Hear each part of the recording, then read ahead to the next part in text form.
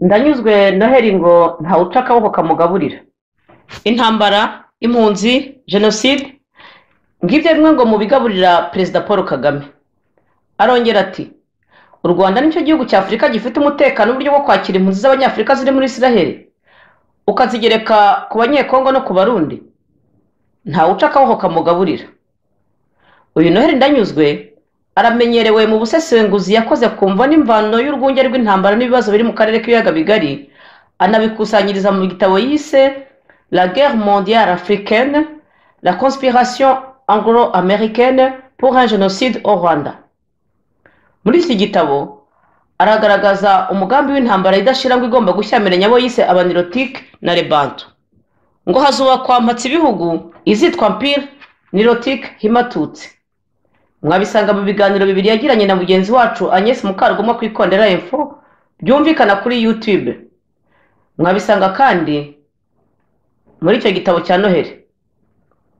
Mu kiganiro cya none Noheli aribanda ku Rwanda, aho avuga uko rubona nk'ikigo cya gisirikare kizungurutswe n'abasirikare gusa, abandi bose bakaba bafungiye imbere batinyagambura. Ikindi kandi ngo mu Rwanda abantu ntibagitekereza. Abanyarwanda barunzwe mu mitwe za suruga batojwe gusubiramo ubutitsa badatekereza. Ngiyo Rwanda Day, kwiha agaciro, gira inka, ndi umunyarwanda, iterambere n'ibindi. Bwana Ndanyuzwe agaruka ku ntambara yayogoje u Rwanda kuva ku itariki ya 1 Ukwakira mu mwaka w'1990 n'ingamba mbi zafashwe icyo gihe n'abanyarwanda bose, cyane cyane ku batarashoboye kumva neza umwanzi uwo ari we. Ati mwibuke iyicwa ryibasiye abanyapolitiki. Bahagatabazi wa PSD, ba Rwambuka Fideli wa MRND, ba Gapyisi wa MDR, ba Bucyana wa CDR n'abandi. Bikitirirwa ha Perezida Habyarimana, umwanzi wicaga yigaramiye. Muri iki kiganiro kirekire Noheli Ndanyuzwe yagiranye n'Ikondera Libre, we abona ate icyemezo cy'u Rwanda cyo kwakira abanyafurika birukanwe na Israel n'abanyafurika bagomba kuvanwa mu bucakara muri Libya. Asubiramo ko ntawuca akaboko kamugaburira. Kuri Ndanyuzwe se abanyarwanda babohoka binyuze mu zihe nzira? Mu mwaka wa 2008 Noheli Ndanyuzwe ngo yibwiraga ko ibiganiro bitaziguye hagati y'abanyarwanda, dialogue inter-rwandais autrement inclusive, ari cyo gisubizo. None ubu ngo hakwiye ibindi bitekerezo. Murakoze bwana Noheli Ndanyuzwe kongera kuza kuvugana natwe. Duherutse kuganira inshuro ebyiri, kuko bwa mbere mwatubwira ku gitabo mwari mumaze gusohora kivuga mpatsi ibihugu ya Himatutsi, Empire Himatutsi.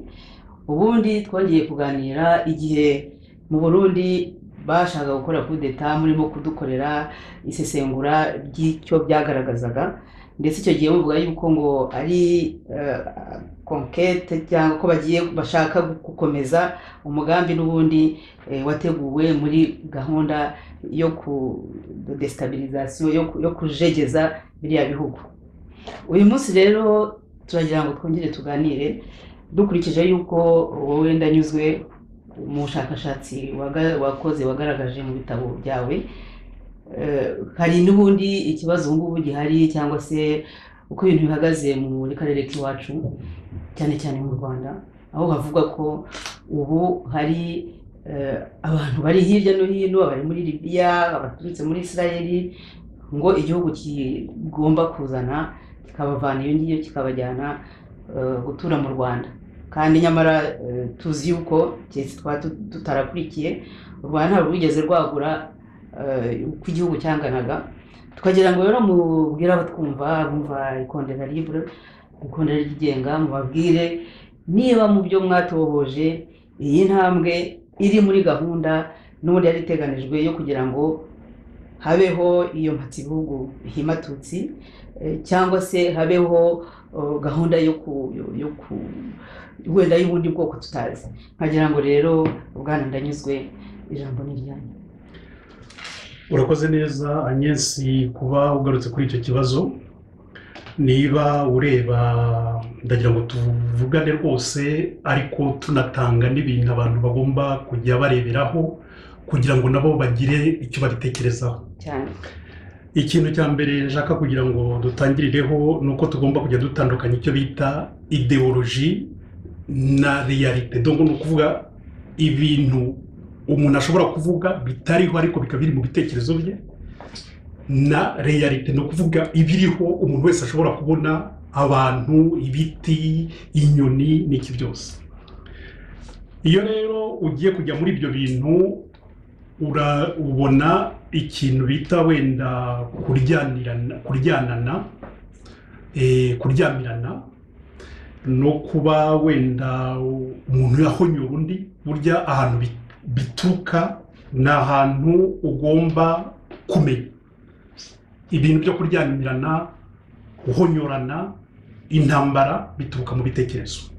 Donc ikibazo ni ugutekereza, n'igisubizo kigomba guturuka ku gutekereza. Ibitekerezo rero nibyo bibyara ideoloji, ariko iyo ideoloji ntabwo ishobora kugira aho ihagarara idafite teritwari, ni ukuvuga ahantu iri buze guhagarara. Kugira ngo rero ubashe gutandukanya ibyo bintu, ureba ikintu abanyarwanda babivuze neza cyane ngo ntawe uca akaboko kamugaburira.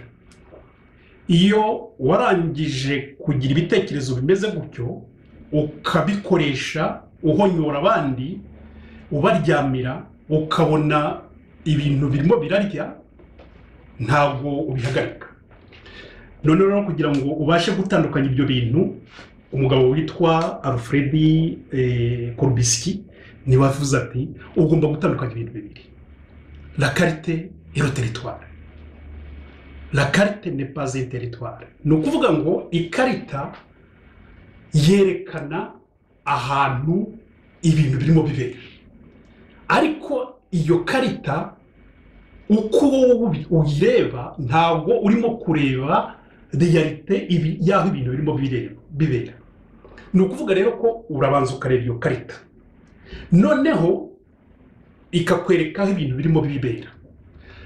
Aho hantu rero ibintu birimo bibera niho uri buze kubona ko hari ikibazo kiri aho ngaho kubera uko hateye, abantu bahari, abagabo n'abagore, noneho n'ubutegetsi bwaho. Ibyo muri geopolitike bavuga yuko ari ukureba intambara zihari zishingiye ku butegetsi, ukazitandukanya n'intambara zindi zitari ku butegetsi, zitari kuri pouvoir doko ku butegetsi. Ubitandukanya ute rero? Ugomba kureba niba abantu barimo kurwanira kugira ngo bategeke. Hari abantu rero barwana bapfa imirima, hari abantu barwana badafite politike, badafite iki. Abo bantu rero ntabwo barwanira ubutegetsi. Ahantu barimo kurwanira nuko wenda ari ubutaka bukeya. Wenda natanga urugero ni nk'urw'Abamasayi. Abamasayi burya bari batuye mu bihugu Abongereza bakolonije, ariko baje kubajyana mu ishyamba kubera iki? Baje kubajyana mu ishyamba kubera iki? Kuko bari bafite ideoloji yo kuvuga ngo inka batunze bazawe n'Imana. Umuntu wundi utunze inka utari umumasayi ntahandi ashobora kuba yarazikuye atarazirya. Ni ukuvuga ko Abamasayi bateje imiduruvayo hariya igihe abakoloni bahageze, kugeza ubwo bagendaga bakajya gufata inka z'abandi bantu bavuga bati no, izi nka n'Imana yaziduhaye, ntabwo uriya ari umumasayi ntashobora kugira inka zitaduturutseho. Babwo niyo mpamvu ubona ko Abamasayi bagiye mu mashyamba, ntabwo bagiyeyo kubera ko ari aborozi, bagiyeyo kuko Abongereza bagombye kubakura mu bandi bantu babajyana ahantu kugira ngo amahoro abashe kugaruka. Icyo cyo bita ideoloji. Ideoloji ni ugushyira, ni ukureba amateka yawe ya kera, noneho ukayabwira abantu ukurikije avenir, donc ibintu ubona ko bikubangamiye, ubwo bufite uko utekereza mu gihe kizaza. Icyo gihe rero uba uri mu cyo bita geopolitike. Iyo ugiye kureba rero intambara ibera muri kariya karere, ukareba ibirimo bihabera, ugomba kumenya ibintu bitatu. Niko natangiye uvuga ngo ntawe uca akaboko kamugaburira. Ugomba kureba ibintu bitatu. Ibintu bitatu ugomba kureba ni iki? Nuko ibintu kugira ngo bigende neza la cité ibashe kubaho itegeke igomba kwishakamo ibisubizo mu bantu bayo nicyo bavuga ngo tout compromis a une racine dans les racines sociales donc ugomba kujya kureba amateka y'abo bantu uko bagiye babaho noneho bakishakamo ibisubizo bya politike inzira ya politike iyo nzira ya politike rero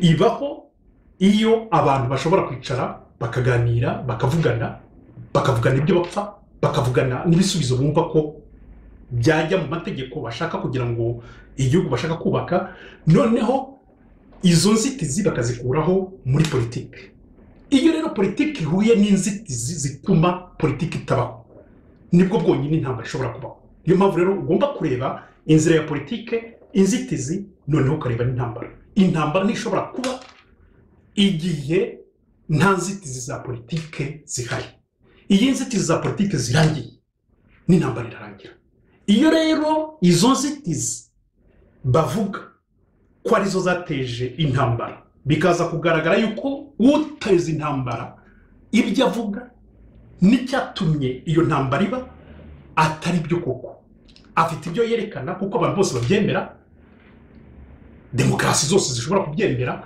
la rationalité yose ishobora kubyemera noneho akavuga ati nibyo ndibuze gushyira imbere ariko ibyo mbona ko bintera isoni nanjye sindibuze kubivuga uhuru nibyo byonyine bizatuma iyo ntambara irangira ni ukuvuga ko iyo ntambara bayita iki niyo FPR yarwanye c'est une guerre insusceptible de tout compromis politique ni ukuvuga ko uko byagenda kose abanyarwanda bari muri kiriya gihugu ntabwo bashobora kuzigira babona politike na rimwe muri kiriya gihugu igihe cyose batumvishije yuko u Rwanda ruri mu maboko y'umusirikare wubatse kazerine arangije ayifungiramo abanyarwanda barimo imbere barinzwe n'abasirikare afite ntabwo abanyarwanda ntibakiri ku butaka bwabo imaje nshobora gutanga rwose kugira ngo umuntu abyumve n'impamvu bidashoboka kereka hari abandi baturutse hanze muri za Tanzania muri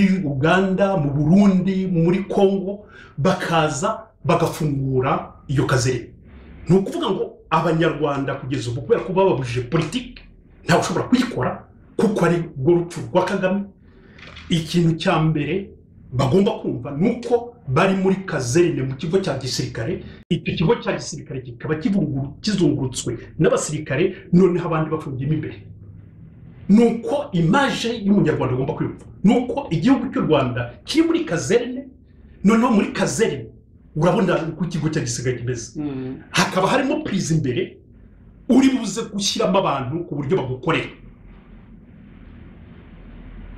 nuko igihugu ushobora kucyumva donc no kukubwira ko u Rwanda ntabwo ari igihugu gifite ibintu byangombwa no kuvuga iki n'abaturage ni territoire et puis ni souveraineté u Rwanda rero kuri nge ni igihugu cya gisirikare bashyizemo abaturage imbere ariko ntibabashyiramo kugira ngo nabo babashe kugenda nk'uko abasirikare barimo kugenda ku ruhande no bari muri prise imbere mu kigo cya gisirikare noneho rero ntawe uca akaboko kamugaburira niho natangiriye mbivugira niki nuko kugira ngo ubashe kumva ibirimo bibera muri uriya Rwanda ugomba kumva yuko Kagame ntashobora kubaho intambara itabiho kuri nge igihugu yarangije kubohora kiri mu nzira mu muhanda ariko ntawe ushobora kugifata kuko ntabwo azigera ava musohoka muri iyo prison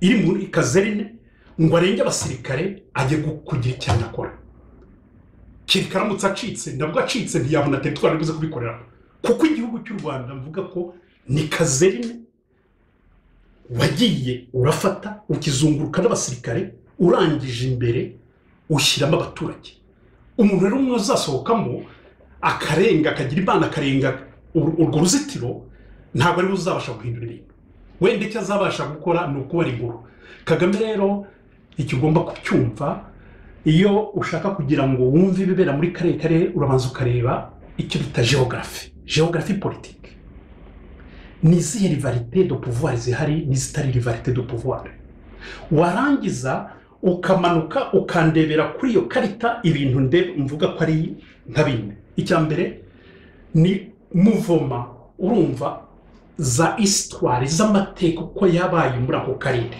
wabyumvishije? Iyo muvoma ikwereka iki? Ikwereka ibyo nakwita ko ari fluctuation du passé. Ni ukuvuga ngo imyivumbagatanyo y'ibintu byagiye bibaho ariko bishobora kongera bikabaho iyo abantu barangije kwibagirwa amateka yabo.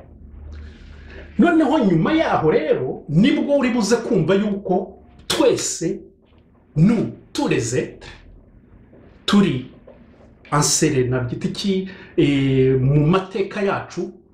Noneho ayo mateka yacu akaba ahagaze ku butaka runaka, kuri teritwari runaka. Iyo teritwari rero niyo izagena politiki tuzagenderaho. Ni ukuvuga ngo iki? Kubera ko dufite amateka, ayo mateka niba tudashaka kugira ngo tuyacemo kabiri nk'uko FPR yabikoze, irakubwira iti kuva muri 59 kugeza muri 94 ntacyo abahutu bari ku butegetsi bigeze bakora usibye gukora jenoside FPR yajije guhagarika muri 94. Bo bakubwira yuko revolution égale jenoside yahagaritswe muri 90, abahutu kuva muri 59 kugeza muri 94 nta kindi bigeze bakora kitari jenoside. Aho rero niho uri buze kumvira ikibazo cyari kiriho. SFPR iza yaje guhagarika jenoside cyangwa se igihe yaganiraga Arusha yari ije kugira ngo igabane ubutegetsi n'abajenosideri? Afite icyo kibazo abantu babasha kucyumva. Ejo bundi ariko Kagame yaragishubije aravuga ati no, u Rwanda rwigenze kuva mu myaka 23 igihe yafatiye ubutegetsi. Donc no kuvuga yuko ideology yo muri 59 abaparmehutu na runari barwana yari ishingiye ku bintu bibiri. Abatutsi basabaga independence yako kanya, abahutu bashabaga d'abord démocratie et puis independence. Tubanze tureshye tuba abaturage bareshya bashobora kuganira, noneho tubone gusaba independence tungana. Ibyo bari barabyanze. Kubera iki babyanze? Nyine kubera kuko nta mugaragu na shebuja bangana. Ibyo ugomba kubyumva. Kagame rero ejo bundi yarabihishuye neza, avuga ati murabizi u Rwanda rubaye independent ejo bundi. Donc ni intambara prolonge yo kuva muri 62-68 y'inyenzi iza kuba intambara ya FPR. Ariko FPR igira ikibazo cyayo, ifite ikibazo cya mbere bita patriotisme rwanda. Le paradoxe du patriotisme rwanda niki? Ni ukuvuga yuko dukunda igihugu cyacu, ariko gukunda igihugu cyacu mukunda bakiri. Urugero nkwereka nuko u Rwanda rwavuye mu bihugu bivuga igifaransa rujya mu gihugu kivuga icyongereza. Ni gute se iyo uba wemera abantu barimo imbere ukaba wemera yuko abo bantu mufite amateka mwe, mufite uburyo mushobora kuba mwajya impaka mukareba aho ibintu zitizi ziri mukazikemura, ariko amateka yanyu agakomeza? No, nuko Kagame yashakaga ko hari amateka asibangana. Ayo mateka rero kugira ngo asibangane wagombaga kuvuga yuko abahutu bari abagaragu baje kuba abarevolutionnaire, barangije kuba abarevolutionnaire baba républicain, barangije kuba abarevolutionnaire baba génocidaire. Kubera iki? Kuko revolution yabo ntiyigeze baho, ahubwo niyo ntari intangiriro ya jenoside. Barangije rero icyo bakoze n'iki? Nicyo barwaniraga muri 59. Barwaniraga iki? La participation à la gestion des affaires du pays. Icyo abahutu barwaniraga si ugukuraho ubwami, barwaniraga ko nabo babona umwanya wo gukora icyo bitaga réforme des institutions monarchiques. Muri 94 icyo kibazo cyaraje kibaho, baravuga bati no, turarwanira démocratie, liberté na démocratie, noneho no gucyura impunzi. Icyo kibazo abantu baracyumva koko imbere bati icyo kibazo kirumvikana. Ikibazo cy'impunzi ni politike, n'igisubizo kigomba kuba politike. Kugira ngo rero tubone igisubizo n'iki, nuko tureforma inzego inegalitaire z'ubutegetsi, inegalitaire zitatireke abaturage ngo babe bose ku kigero kimwe, babashe bose gukorera igihugu bangana bareshya. Ikintu cyaje gutuma rero ibyo bintu bibaho niki, nuko FPR yabeshye ko ikibazo ari impunzi, n'ikibazo ari uburenganzira kwisanzura na demokarasi. Noneho ari intambara bari barateguye, ugomba kuyumva, yari intambara itarashakaga reforme, yari intambara ishaka icyo bita revolution. Iyo ugiye kureba amateka ya FPR uzasoma agatabo kayo, niba utagafite nzakakwereka, yari yarakoze agatabo karimo les méthodes révolutionnaires.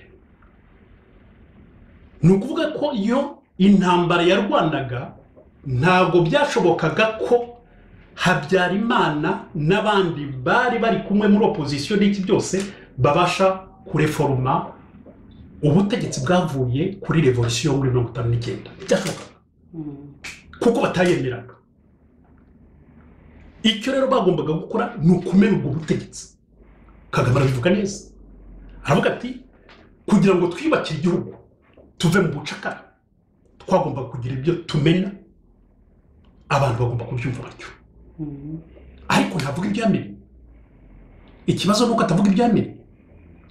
Yashatse revolutionisme. Iyo revolutionisme yagombaga kuzite, ndibuze kubigarukaho wenda kugira ngo tuze kubivuga tureba icyo kibazo cy'impunzi.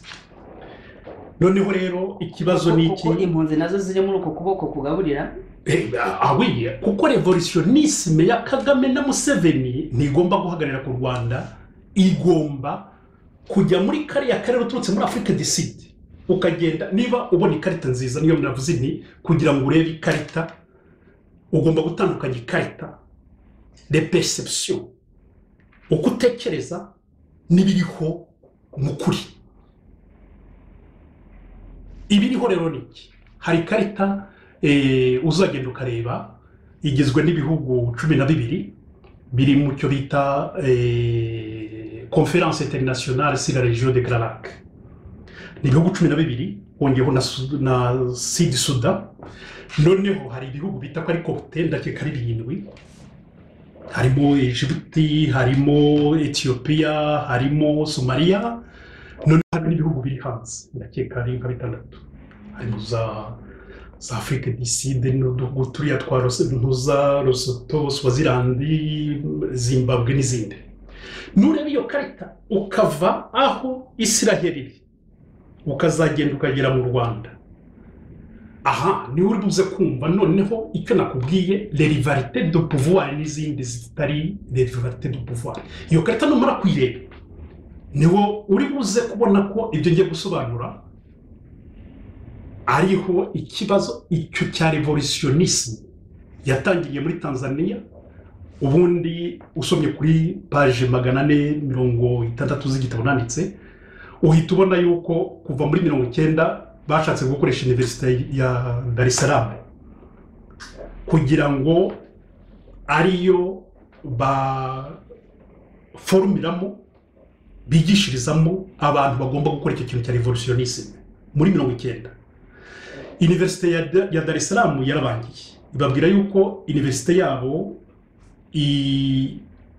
ibyemezo byayo bifatwa document accord na sponsor, donc aba sponsor nabo bakabigiramo ijambo. None bati ubwo universite tunaniye reka twakira universite ku ruhande privé igomba kugira ngo tuyiformiremo abantu bagomba kuzajya bakora icyo kintu cya revolutionisme muri Afrika n'ahandi. Ibyo birananirana. Muri 1991 nibwo bashatse ko Universite ya Makerere ariyo izajya ibikora. Universite ya Makerere rero ni independante, ntabwo kuyipolitiza, kuyishyira muri politike byananirana. Noneho rero byabaye ngombwa ko u Rwanda rugomba gufatwa byaba n'abantu barimo cyangwa baba barimo, ariko u Rwanda akaba ariho bagenda bagaforomira abo bantu n'iki rero bakoze ni ukuvuga ko abantu bari muri Tanzania bagomba kujya guhindura ibintu muri Tanzania bagomba kuza bakajya kwiga mu Rwanda. Ni nayo mpamvu iyo university kuva muri mu mwaka wa 2006 kugeza mu mwaka wa 2013 yahawe witwa Silas Rwakabamba n'umutanzania University y'u Rwanda. University y'u Rwanda.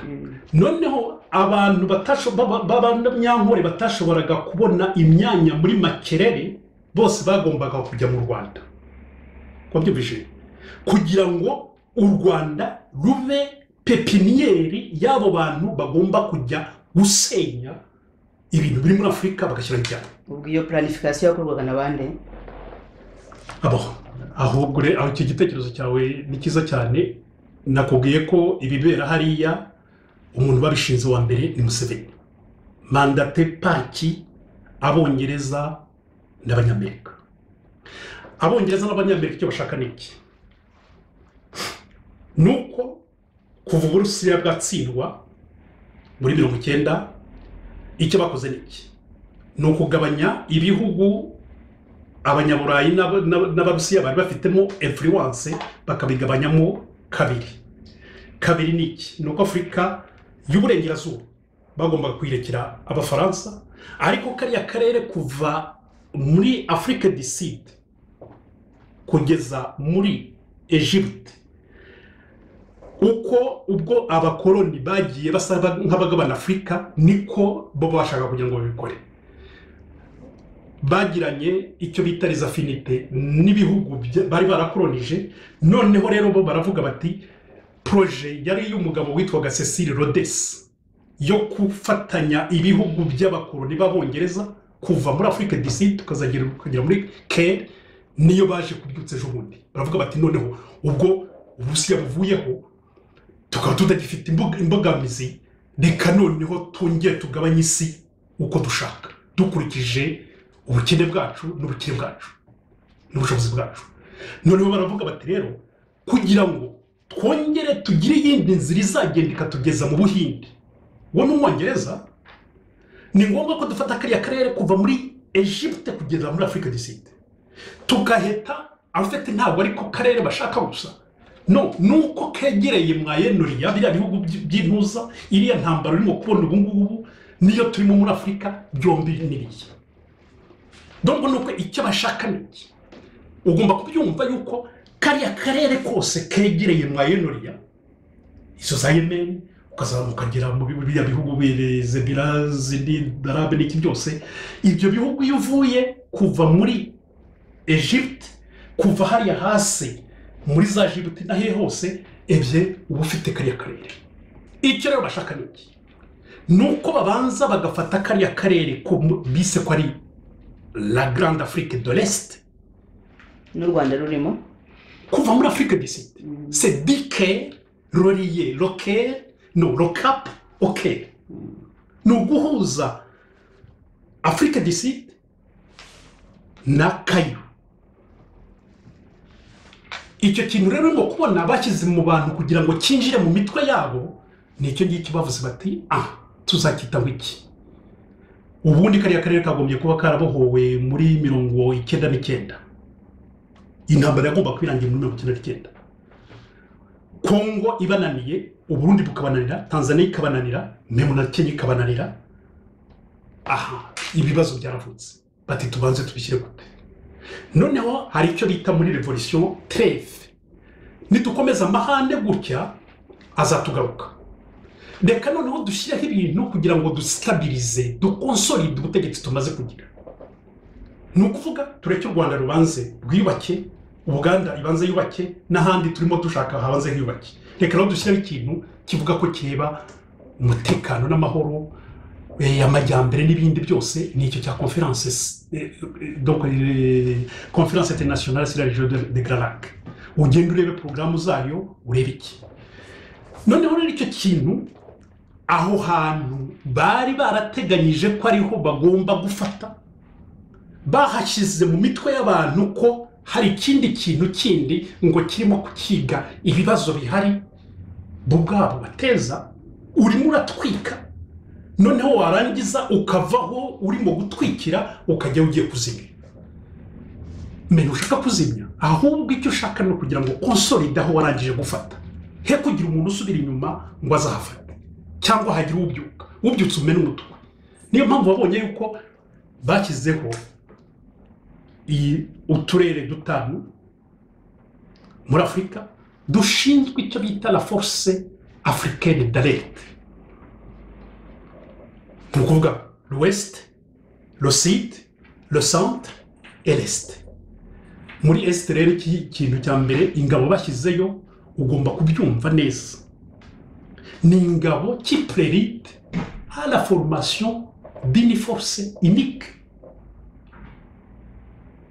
icyo barimo gushaka no kureba abantu barimo gutekereza uko batekereza l'acteur no kuvuga iki no kuvuga yuko ufite action ugakora une série d'actes provocateurs ya réaction iyo réaction à l'action we warangije kugira irreversible ukuvuga ko il y a une action irréversible abantu bashira bagira bate ariko iyo action irreversible ifite ukuntu ugenda ukora ku buryo abantu ubwabo bareyajisa bakagwa mu mutego kubera ko batigeze bitegura batazi n'impamvu barimo kureyajisa gutyo kubera kuko ibyo warangije kubaha harimo propagande harimo desinformation harimo iki byose icyo rero u Rwanda rurimo gukora hariya niki ugomba kubyumva niba tugomba kubyumva nasomye ibinyamakuru byose byo muri Israel ndeba association zaho zireba impunzi harimo association iri no kuvuga initiative internationale pour les droits des réfugiés ndeba umugabo witwa Leti Michel utegeka iyo bita hotline ndeba mu Bugande iyo bita Kamtu iba Kamtu mbisobanuye mu Kinyarwanda nuko ibintu noneho inzozi zibaye impamo byumvishije ibyo bintu byose icyo bahurizaho ni ikintu kimwe nuko amasezerano u Rwanda n'Ubugande na Israel bagiranye afite ibintu bitatu byahuriyeho opacité ni ukuvuga ko atumvikana ibanga ni ukuvuga ko nta muntu ubasha kumenya haba ikintu cya gatatu ni uko abo bantu utazi impamvu bajyanwa mu gihugu kindi oro amasezerano yo ya convention muri Geneve ivuga amagambo atatu yonyine nuko nta mpunzi igomba gusubizwa mu kindi gihugu kitari cyayo keretse gusa iyo hari amasezerano azwi na HCR atuma programu abo bantu bazakurikira ahantu ibasha gukurikirwa ikagenzurwa HCR ntabizi impamvu rero bari kugenda yahora none nagira ngo tugaruke uko bavuze ku Rwanda ubundi ari kazerine nta muntu ushobora kwinjiramo nta nusohoka abase ko bagiye kwinjiramo aha abo rero najya ngo nkubwire ko iyo ntambara iri mu Rwanda muri kariya karere ugomba kwiyumva ni intambara ubundi mu gifaransa bayita ko ari guerre par procuration ikabirwanwa n'abantu nakwita ko ari babiri icyo bita les organes d'agir d'etat no kuvuga inzego za leta nibyo bita les organes de facto organes de facto ni ukuvuga yuko ndibuze gufata abantu b'igihugu runaka nkababwira ngo nimukora intambara ngewe nzabaha bazariyeri nzabaha ibyo mushaka byose mwebwe mugende mumenye bakamenya ariko bo kujya kumena ntubabwira yuko bategeka ubabwira yuko bafite ibibazo ushaka kugira ngo ubibakemurire none abo bantu rero iyo bagiye bakeka ko bagiye gukemura ibibazo byabo ko kandi wabakoreye neza cyane ukabaha ibyangombwa ukabaha formation ukagira ute noneho abo bantu rero akenshi abantu bazahitamo ntabwo ari abantu bize ni abantu rimwe na rimwe badafite amashuri nk'uko Kagame bamwisemo noneho kubera kuko uwo muntu iyo umuhaye igisirikare ntumuha teori rero nagira ngo bikubwire babivuga neza ni kandi tubivuga arakubwira ati la pratique sans la théorie est aveugle et la théorie sans la pratique est vide ni ukuvuga ko aba bantu barimo gushaka kujyanwa mu Rwanda cyangwa banagezeyo bagiye mu gisirikare. Ibyo nagira ngo mbikubwire ni ukuyobya uburari. Ejo bundi tariki 22 nibwo mushiki wabo nkunda cyane yivugiye ati ndashaka nuko ibihumbi 30 biri muri Libya babinzanira. Ikibazo cy'abantu baturuka muri Isiraheli nticyari cyabasha kubonerwa umuti, ariko kugira ngo uhite uyobya uburari uravuga uti no, ntabwo ari aba gusa nshaka, ahubwo ndashaka n'abandi bafite ibibazo nkabo. Wabyumvishije? Ikibazo rero abo bandi bashaka niki? Nuko bagomba kujya mu Rwanda bakabinjizamo ubwo burozi bwabo bita ko ari revolutionisme, bamara kubinjizamo bakabaha remwaye bakajya kumena iyo batuka, ariko bamena igihugu cyabo batazi impamvu bakeneye. Ni ukuvuga ko niba harimo nk'abaturuka nko muri Cote d'Ivoire cyangwa Cameroon bagiye mu Rwanda kujya kwiga iyo revolutionisme kugira ngo bazasubire mu bihugu byabo. Ibyo nagira ngo nkubwire, icya mbere hari ibigo byinshi bya formation militaire abanyeshuri bajya kwinjiramo, harimo Gako, harimo Gabiro, harimo iki. Ku bantu batumva finalité y'ibyo bigo barakubwira bati ni programme y'u Rwanda. Oya, ni ukwereka abantu ko icyo kintu gifitiye akamaro Abanyarwanda, ariko Abanyarwanda se baziforma kugeza ryari? None ukuvuga ko ni ibigo bashinze bituma bajya guformiramo abandi bantu, noneho abanyamahanga bakumva yuko ari ibintu by'Abanyarwanda atari Abanyamahanga bari. Donc abarimo hariya bajya muri biriya binuza, ugenda ubashakire umbwire aho baba muri kiriya gihugu, umbwire inkambi yabo, umbwire aho bari, umbwire ubakurikira, umbwire uko babaho. Impamvu rero babikora niki? Kagame ntabwo ari kuvuga ko yagiye muri Israel kubera iyindi mpamvu. Azi ko Israel n'Abongereza nako n'Abanyamerika bafite influence nini cyane, uko Abanyamerika bafite ikibazo na Kagame kuko Kagame bamushyizeho koko. Ariko Kagame nawe yishyiriye ko amfite nicyo kintu cy'ikibazo cya guerre par procuration. Guerre par procuration ariko nabwo ndibuze kubwira impamvu ari ikibazo. Nuko iyo ukoze guerre par procuration umuntu akagira ku cyo yageragaho, yibuka yuko yari afite intere zawe n'izo zitahura. Ubwo se mu bitureba ninde uyoboye iyo ntambara, ninde ukoresha undi? Utanga procuration. Icyo nshobora kukubwira nuko biriya bintu rwose ubajije n'Umunyamerika ntabwo abasha kukubwira, ubajije n'Umwongereza ntiyabasha kukubwira, kereka gusa umaze kumenya icyo bita relation spéciale entre hagati y'Ubwongereza n'abantuza n'Abanyamerika. Relation spéciale ni ikintu cyahimbye n'umugabo witwaga Churchill, agiye image 3. Aravuga ati Ubwongereza nyuma y'intambara bugomba kubaho gutya, diplomasi yabo, strategie yabo igomba kuba hagati ya cercle 3. Izo cercle 3 zigize isi nuko igomba kuba hagati ya Commonwealth, donc no kuvuga relation hagati ya Commonwealth, relation hagati y'Uburayi, noneho relation hagati y'Abanyamerika. Donc nizo image Churchill yari haye. Noneho icyo kintu rero cyinjiye mu muco w'abantuza w'Abanyamerika n'Abongereza, cyo bita relation spéciale. N'ugenda ukajya kugira ngo ushakeho za information, ubwo ndabahariza uti uragenda ukareba icyo bita special relationship between USA and UK. Ivuga iki? Ikubwira yuko yubakiye ku cyo bita relation système relationnel. Ni ukuvuga les élites intellectuelles, donc les intellectuels bakora les projets muri ibyo bihugu, noneho bakazabisumeta ibihugu byabo. Abo bantu rero les élites intellectuelles bakorera mu mwijima, nibagira itegeko ribareba, nibagira iki? Ni ukuvuga les entreprises, ni ukuvuga les lobby, ni ukuvuga iki byose. Noneho les dirigeants b'Abanyamerika n'Abongereza, abo bantu bakabiyambaza kugira ngo bakore ibyo bashaka.